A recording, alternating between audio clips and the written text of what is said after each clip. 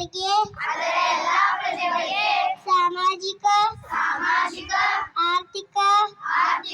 ಮತ್ತು ರಾಜಕೀಯ ನ್ಯಾಯವನ್ನು ವಿಚಾರ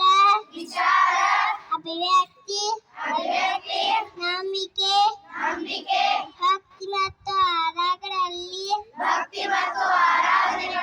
ಸ್ವಾತಂತ್ರ್ಯವನ್ನು ಸ್ಥಾನಮಾನ ಮತ್ತು ಅವಕಾಶಗಳ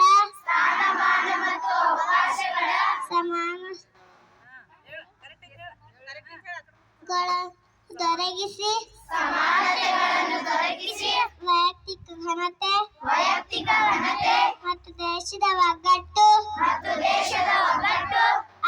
ಮತ್ತು ಐಕ್ಯತೆಗೆ ಎಲ್ಲರಲ್ಲೂ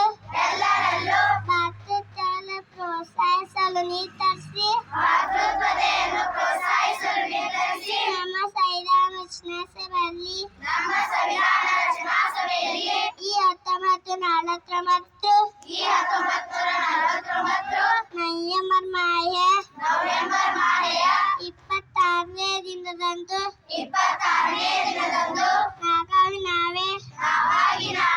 ಈ ಸಂವಿಧಾನವನ್ನು ಸ್ವೀಕರಿಸಿ ಶಾಸನವನ್ನಾಗಿ ವಿಧಿಸಿಕೊಳ್ಳುತ್ತೇವೆ.